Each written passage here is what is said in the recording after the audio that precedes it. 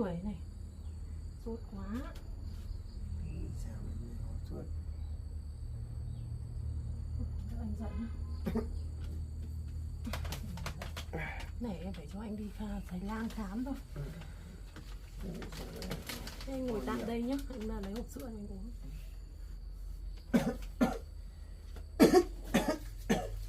Đau quá.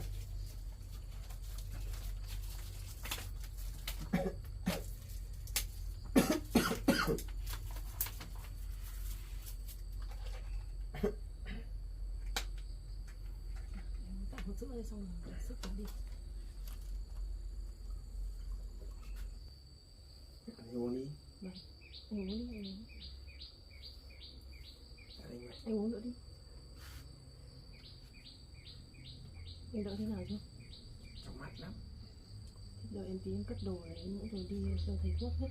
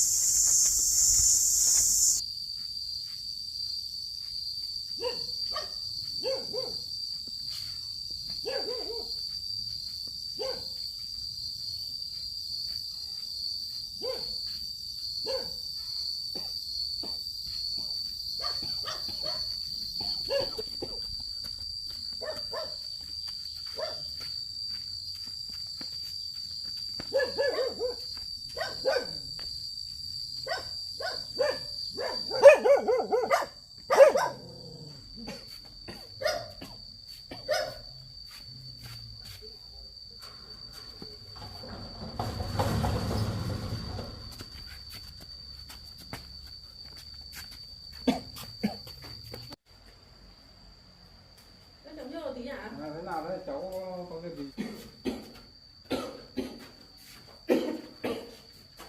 Thế nằm đây xem nào để tôi xem nào. Thế nào bị lâu chưa? Đó. Nào.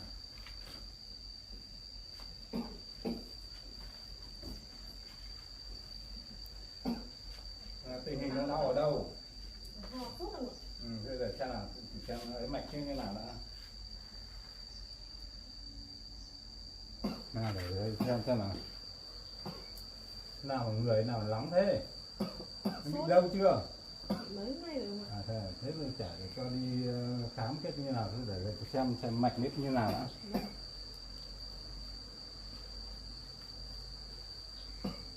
Mạch biết thế nào nó không ổn định, nó không ấy, đập tim đập nó không ấy, mạch đập không đều. Như thế là càng sốt này thì khả năng là về cho nó đi viện viết khám tiếp xong ấy đã, thì qua bệnh viện để khám cho nó xem nào. Chứ bây giờ mạch mà tôi bắt mạch thì mạch nó cũng không ấy, nhịp đập của nó không đảm bảo lắm. Không ra bệnh gì ạ?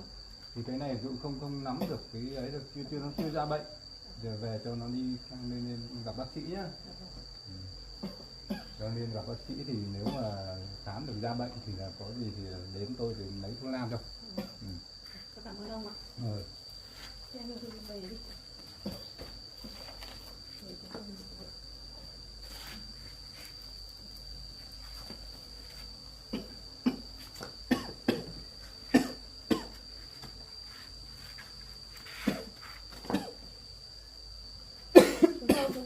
Cho nó về đi nhá.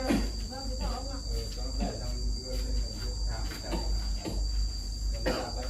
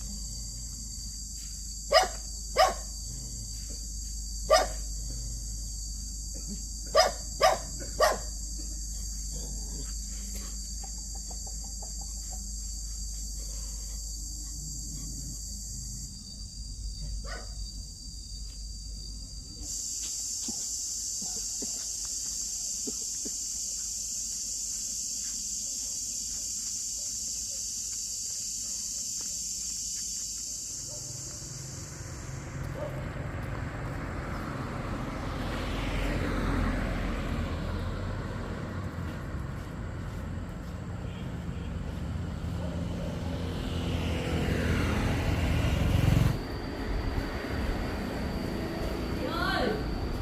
Dạ. Chị khám giúp em hả? Làm gì sao vậy ạ?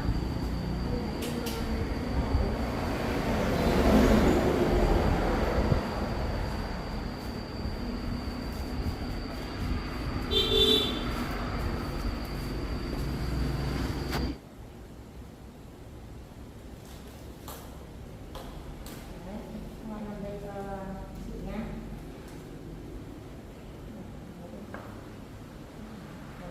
Rồi thế em thế cho bạn nằm đây xong em ra ngoài chờ với chị một tí. Thế sao xem khám như nào thì chị sẽ thông báo cho em khám. Đây. Vậy là ho em. Ho sốt à. Đau ha. Đấy.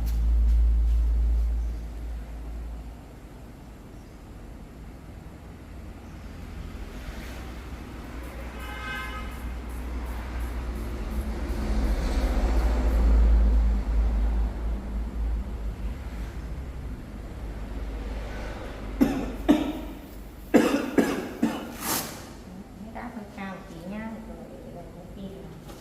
Hay bên trẻ huyết áp đã cao rồi, con tim ho à.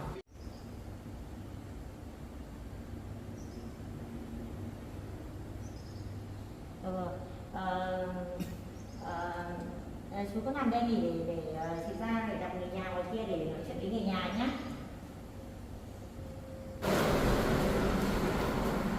Em ơi, nhà em đi không? Thế ho, cái sốt nhiều.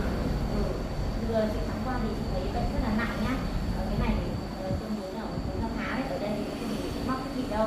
Tất nhiên là em cho chú lên trên bệnh viện thành phố để khám thì nó có máy móc là chiếu chụp để xét nghiệm máu này, siêu âm chụp chiếu hoặc làm được rất là nhiều thứ. Người ta bệnh chắc là gì? Hiện tại chị nghe thì nó rất là nhiều cái bệnh nặng đấy. Về chuẩn bị mua từ chúng tiền trước đấy.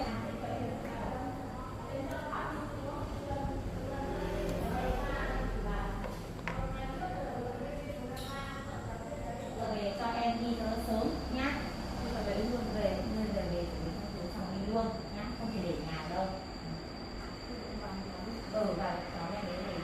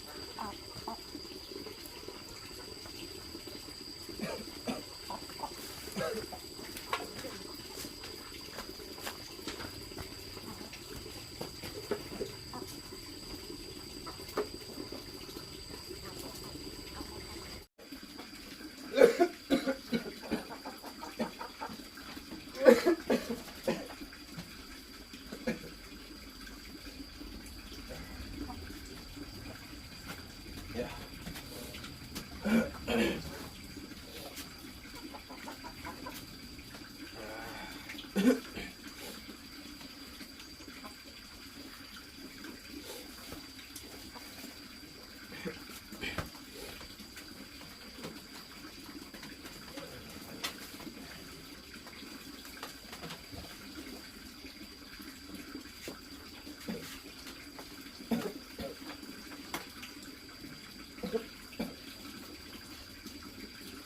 thế nào chưa?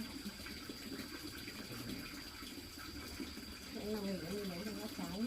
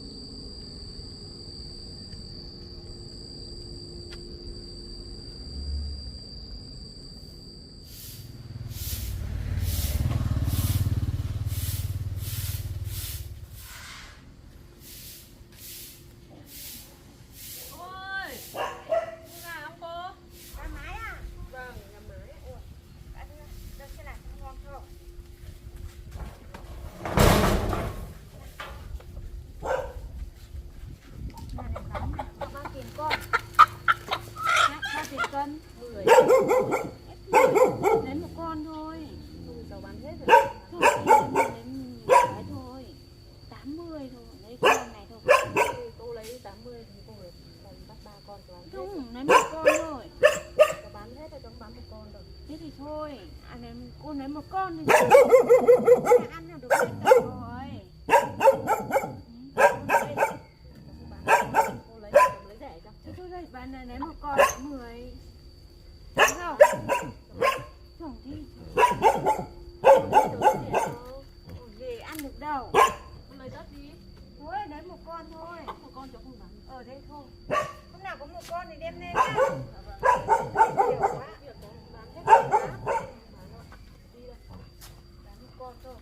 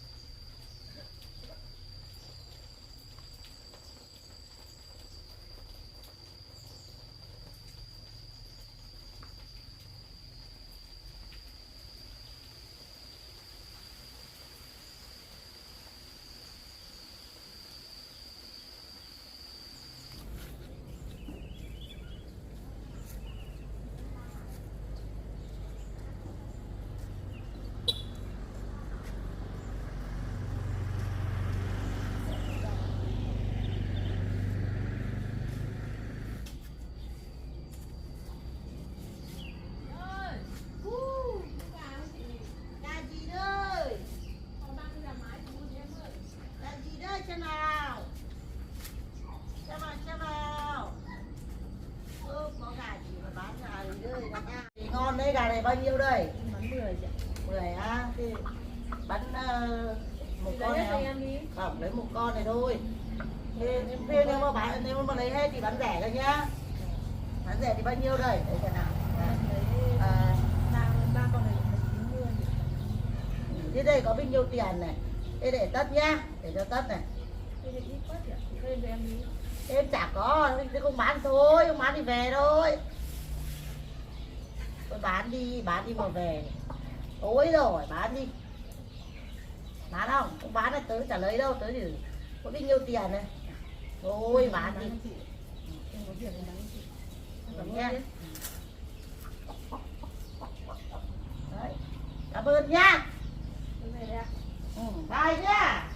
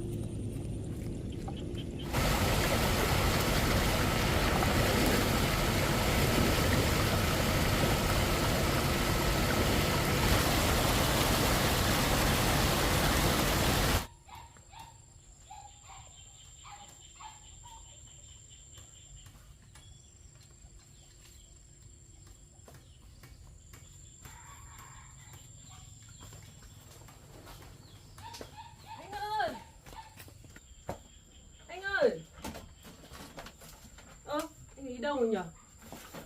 Anh ơi! Anh! Anh ơi! Anh ơi! Anh! Anh ơi! Anh ơi! Anh! Anh ơi! Không biết là đang ốm này anh đi đâu rồi nhỉ? Anh ơi! Anh ơi! Anh ơi! Anh ơi! Anh ơi! Anh ơi! Anh ơi!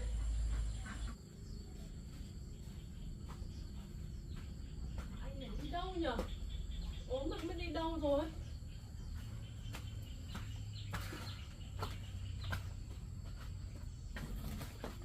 Lời tạm biệt gửi em cô gái tốt bụng.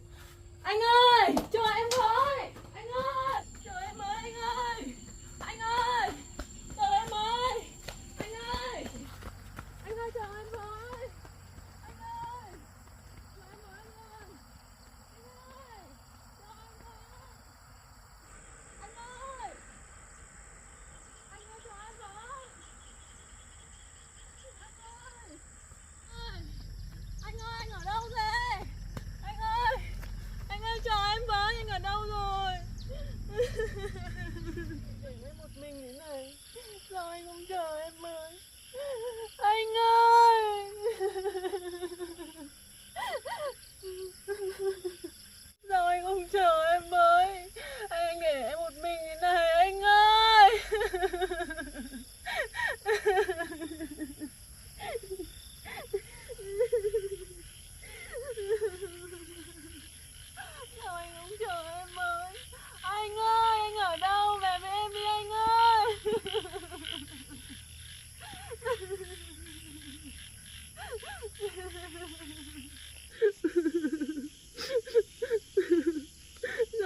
để em một mình